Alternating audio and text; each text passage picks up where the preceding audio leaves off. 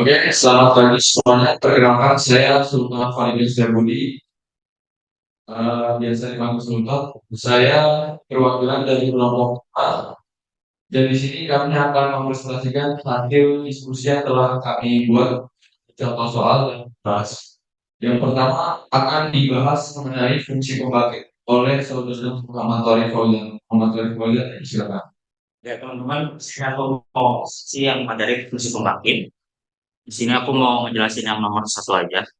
Jadi nomor satu itu soalnya tentukan fungsi pembangkit dari barisan AN dengan AN itu 3N per 1 untuk setiap N lebih dari sama dengan 0. Ini ada dua cara sebenarnya. Yang cara satu pakai yang sigma, cuman aku nulisnya yang satu aja. Jadi pertama tuh kita masukin dulu semua kemungkinan N-nya dari 0. Kan kalau kita masukin N-nya 0 kan dapat tuh. Jadinya A-nya jadi 1. Kalau kita masukin N-nya sama dengan 1, A1-nya jadi 4, 7, 10, dan seterusnya. Terus kita dapatkan barisan pembangkitnya itu jadi 1 plus 4x plus 7x kuadrat plus 10x kuadrat tambah 13x pangkat 4. Dari barisan itu dapat kita pecahkan. Idenya dari sini kita pecah jadi 1 plus 2x tambah 3x pangkat 2 tambah 4x pangkat 3 seterusnya. Dan yang sisi kanan itu 2x tambah 4x kuadrat tambah 6x pangkat 3 tambah 8x pangkat 4 dan seterusnya. Terus yang sisi kanan ini 2x-nya bisa kita keluarin. Jadi yang di dalam kurung itu sama antara sisi kiri dan sisi kanan. Kita tinggal nyari fungsi pembangkit dari dalam kurungnya itu. Nah, idenya dari yang pertama itu kan dari rumus dasarnya yaitu 1 per 1 min X. Itu fungsi pembangkitnya 1 plus X kuadrat plus X pangkat 3. Jadi kalau kita turunin, satu itu kan kalau diturunin jadi 0. X jadi 1, X pangkat 2 jadi 2X, dan seterusnya. Jadi kita dapat tuh, kita tinggal masukin yang sisi kiri jadi 1 plus 1 per min X kuadrat. Yang kanan itu dikali 2x. Jadi dapat fungsi pembangkitnya 1 plus 2x dibagi 1 min x. Di sini saya kalau mempresentasikan uh, relasi rekurensi. Di soal yang pertama, diketahui suatu barisan C0, C1, C2, dan seterusnya didefinisikan secara rekursif sebagai berikut. Untuk semua bilangan bulat K2, harusnya ini ada typo ya teman-teman. Harusnya K lebih dari sama dengan 2, CK sama dengan C. Itu kami saya di bawah ditambah K dikali CK tambah 2 1. Ya, dengan kondisi awal C0 sama dengan 1 dan C1 sama dengan 2. Nah, kita akan mencari C5-nya. Oleh karena barisan didefinisikan secara gaussian, maka C5 tidak bisa dihitung secara langsung, tetapi harus terlebih dahulu menghitung C2, C3, dan C4. Yang pertama ada C2. C2 itu C1 ditambah 2C0 ditambah 1. Itu tadi dari rumus C kali 1 ditambah K dikalikan C kali 2 ditambah 1. K-nya dimasukkan 2. Lalu akan menghasilkan angka 5. Selanjutnya K-nya dimasukkan angka 3 dan menghasilkan angka 5, angka 12. Lalu K-nya dimasukkan angka 4 menghasilkan 33. Setelah itu C5 akan ditemukan menjadi 94. Sekian. Terima kasih. Kita akan membahas yang D. Ini kan eh misalkan dari rekomendasi yaitu eh pada baris pertama itu 90, baris kedua 91, dan baris selanjutnya itu dirumus dengan 1 plus Fn itu eh rumus trigonometri seperti biasa. Nah, sementara itu pada nanti untuk N divisible dua kan. Nah, yang kita lakukan itu misalkan tiga angka dari Fibonacci yang berulang FK, FK+1 dan FK+9. Nah, itu menunjukkan bahwa kita mengatakan ketiga atau kekuatan ini sama. Kemungkinan akan digunakan berapa kemungkinan besar ditunjukkan bahwa kemungkinan tuh bakal hasilnya gagal atau itu lebih besar yang mana. Tiga barisan ini kan berulang. K dia dikalikan S K kalian S K plus 1 dan K plus 2 dan ditambah dengan dari satu sama dikuadratkan itu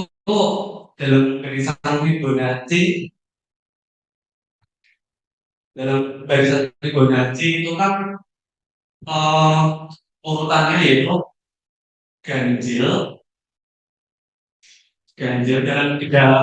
dalam tiga baris yang berurutan itu ada tiga kemungkinan atau tiga kasus itu ganjil genap genap genap ganjil dan ganjil genap ganjil. Nah untuk kategori pertama itu kita akan punya suku pertama ini ganjil, suku kedua ganjil, dan suku ketiga genap. Maka kita hasil pencarian antara tiga suku ini maka akan menghasilkan ganjil ganjil dan genap maka menghasilkan genap ditambah dengan suku pertama dikuadrat dan suku pertama kita ambil yang ganjil karena di kasus pertama maka kita punya suku pertama dikuadrat dan itu hasilnya akan ganjil. Maka untuk kasus yang pertama ini yang ganjil sama dan akan menghasilkan ganjil. Nah untuk kasus yang kedua kita kan punya genap ganjil. Untuk suku pertama genap, suku kedua ganjil dan suku ketiga ganjil. Maka kita punya untuk perkalian ketiga suku berulang itu menghasilkan genap ganjil kali ganjil maka menghasilkan genap dan ditambah dengan suku pertama yaitu genap dikuadratkan akan menghasilkan genap. Maka kemungkinan untuk kasus yang kedua ini adalah genap. Nah yang kasus ketiga yaitu ketika ganjil genap di mana suku pertama adalah ganjil maka perkalian antara tiga suku yang berurutan ini hasilnya terus ditambah dengan suku pertama dikuadratkan itu akan menghasilkan genap plus ganjil. Maka kemungkinan untuk kasus yang ketiga yaitu yang ganjil tambah genap ini kan menghasilkan ganjil juga. Maka dari ketiga kasus suku yang berurutan itu akan menentukan kemungkinan untuk yang ganjil 23 atau 66% dan untuk yang genap 33% begitu. Lanjut ke konsep yang B ya. Buktikan bahwa bilangan bulat Z dengan operasi sama dengan adalah kos. Untuk menunjukkan bahwa suatu himpunan dengan relasinya termasuk koset, kita harus menunjukkan dulu bahwa relasi itu memenuhi sifat yang refleksif, simetris, dan transitif. Relasi bilangan bulat Z dengan operasi sama dengan menyatakan himpunan bilangan bulat dengan relasi R, yaitu A, B anggota Z jika A sama dengan B. Diambil sebarang A, B, C anggota bilangan bulat Z dengan A sama dengan B. R refleksif karena setiap anggota himpunan bilangan bulat dipetakan dirinya sendiri menurut aturan relasi A sama dengan B. R antisimetris karena A, B anggota R dan B, A anggota R mengakibatkan A sama dengan B. Dan R transitif jika A sama dengan B dan B sama dengan C maka A sama dengan C. Oleh karena itu R merupakan relasi pengurutan parsial koset atau koset sehingga himpunan bilangan bulat Z dengan operasi sama dengan Teman-teman, selamat pagi. Jadi untuk materi pada pagi hari ini saya akan menjelaskan mengenai argus. Oke, sebelumnya di sini saya ada satu soal doang. Sebelum mohon maaf ya, belum dilanjutkan lagi kemudian. Oke, untuk yang nomor satu itu adalah pertanyaannya adalah tunjukkan bahwa suatu lattice adalah distributif jika dan hanya jika untuk sembarang elemen X, Y, Z itu berada di himpunan L. Nah, berlaku sedemikian sehingga gitu lah. Kemudian, oke, untuk menjawab soal tadi, kita memerlukan dua arah. Karena tadi dibilangnya jika dan jika, seperti ya. Nah, arah pertama, ini saya buat dari jika lattice itu diketahui adalah distributif, maka akan berlaku sedemikian juga. Nah, yang pertama adalah di sini saya buat ambil sembarang elemen X, Y, Z berada di himpunan L itu. Lalu perhatikan, karena himpunan L itu merupakan matris yang sudah diketahui dari soal itu dan bersifat ini ada tipe ini dan bersifat distribusi, maka diperoleh dengan menggunakan beberapa aljabar kita peroleh. Pertama adalah di sini saya buat untuk yang pertama X ini mid atau join atau X mid join mid ya join atau mid join mid jadi X mid Y join mid Z ini saya masukkan seperti ini lalu dengan menggunakan beberapa teori dari lattice aljabar seperti absorpsi lalu ada asosiasi dan dan lain-lainnya malah ini saya mendapatkan seperti ini seperti itu. Lalu untuk yang arah kedua di sini saya membuat jika yang berlaku tadi ini sekian inilah untuk semua X, Y, Z dalam himpunan L maka lattice L ini adalah distributif. Nah, tadi kan kita udah tahu ya misalkan X mid Y dan join Y mid Z ini segini kan. Lalu di sini kita hanya memerlukan menunjukkan bahwa ini berlaku untuk distributif. Seperti ini. Ini kan distributif ya. Nah, yang pertama adalah yang saya lakukan adalah dengan mengambil elemen A, B, C di dalam himpunan L. Lalu kita misalkan bahwa A itu sama dengan X dan B join C ini kita misalkannya dan B min C ini kita misalkan Z. Nah, dengan demikian kita dapat menulis ulang bahwa seperti ini.